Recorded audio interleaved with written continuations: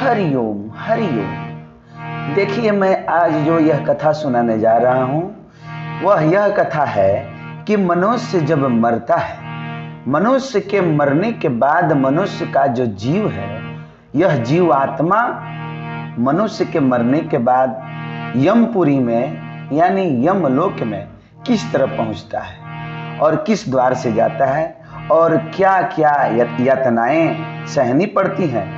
इस कथा को मैं आप सबों को सुनाने जा रहा हूँ। कथा प्रसंग मेरा YouTube चैनल है, इसे सब्सक्राइब करें और ऐसी ऐसी कथाएं सुनते रहिए।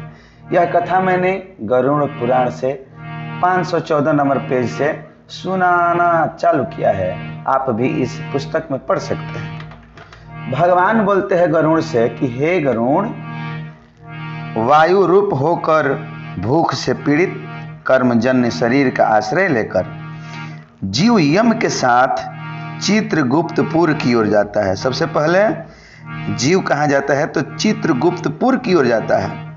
चित्रगुप्तपुर 20 योजन विस्तृत है।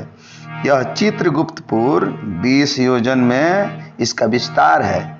वहाँ रहने वाले कायस्थ, एक हम अपने जाति में भी कायस्थ कहते हैं, लेकिन यहाँ पे गरुड़ पुराण में लिखा गया है कायस्थ माने क्या होता है।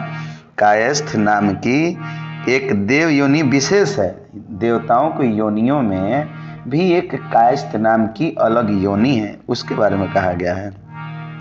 वहाँ रहने वाले कायस्थ सभी प्राणियों के पाप पुण्य का भली भांति प्रकार से सर्वेक्षण करते हैं। वहाँ के कायस्थ जो हैं लिखने पढ़ने वाले, वह जो भी मनुष्य जाता है उसके वो क्या किया है, पाप कितना किया है, पुण्य कितना किया है, उसका सर्वेक्षण वही लोग करते हैं। महादान करने पर वहाँ गया हुआ व्यक्ति सुख का भोग करता है। दान इसलिए करना चाहिए कि दान करने से जो फल की प्राप्ति होती है उस फल से वहाँ पे लोग सुख भोगते हैं। 24 योजन विस्तृत वैवस्वतपुर है। यह 24 योजन विस्तृत है। वहाँ पे लौह, लवण, कपास और तिल से पूर्ण पात्र का दान करने पर इस दान के फलस्वरूप यमपुर में निवास करने वाले दाता के पितर लोग संतृप्त होते हैं। वहाँ पर धर्मध्वज नाम का प्रतिहार सदैव द्वार पर अवस्थित रहता है।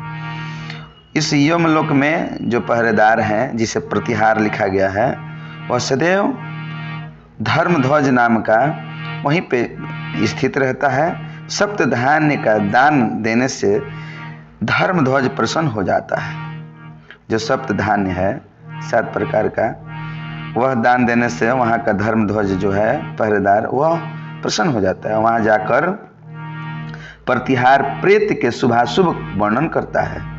धर्मराज का जो प्रशस्त एवं सुंदर स्वरूप है, उस स्वरूप का दर्शन सज्जन और सुकृतियों को प्राप्त होता है।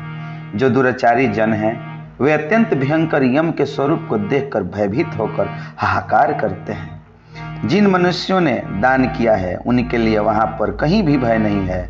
आए हुए सुकृति जन को देखकर यमराज अपने आसन का इसलिए प्रत्याग कर देते हैं कि यह सुकृति मेरे इस मंडल का भेदन करके ब्रह्मलोक को जाएगा।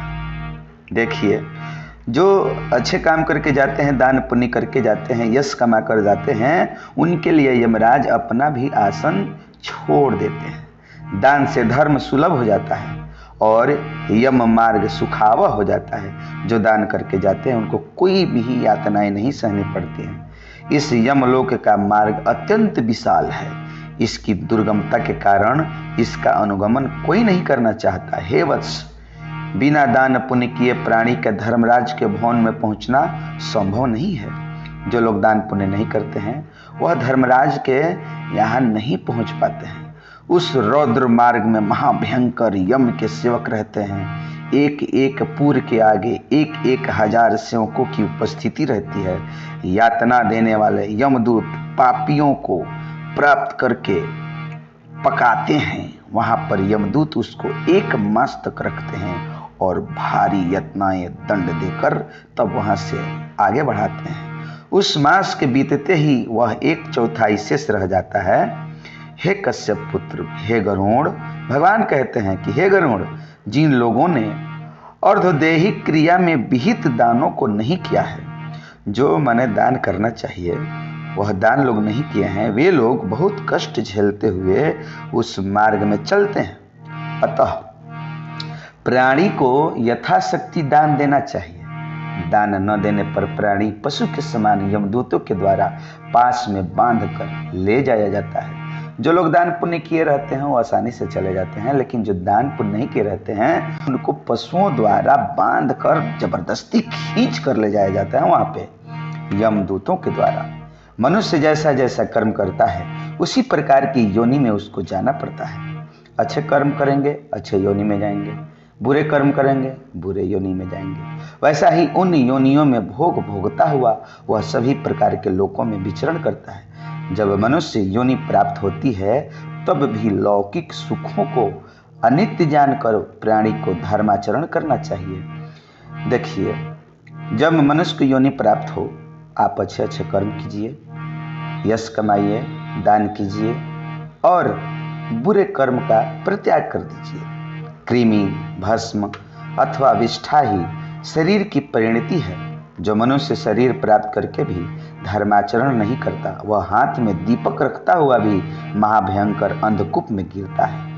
मनुष्य जन्म प्राणी को बहुत बड़े पुण्य से प्राप्त होता है। मनुष्य जन्म जो है प्राणी को बहुत बड़े पुण्य के प्रताप से यह मनुष्य जन्म मिलता है। अन्यथा जिन किसी भी प्राणी को यह मनुष्य योनि प्राप्त है तो आप इसका महत्व जानिए और इस मनुष्य योनि के हिसाब से कर्म कीजिए, बुरा कर्म मत कीजिए। जो जीव इस योनि को पाकर धर्म का आचरण करता है उसे परम गति की प्राप्ति होती है। धर्म को व्यर्थ मानने वाला प्राणी दुख पूर्वक जन्म मरण प्राप्त करता है। हे पक्षी, हे गरुड़, भगवान कहते हैं सैकड़ों बार विभिन्न योनियों में जन्म लेने के बाद प्राणी को मनुष्य योनि प्राप्त होती है और उस मनुष्य योनि को प्राप्त करके बुरा कर्म करता है, उसे बहुत बार भटकना पड़ता है। भगवान कहते हैं धर्म का पालन करता और विभिन्न व्रतों का आदर एवं श्रद्धा पूर्वक अनुष्ठान करता है, वह मनुष्य उस धर्म की ही कृपा से अमरत्व हस्तगत कर लेता है।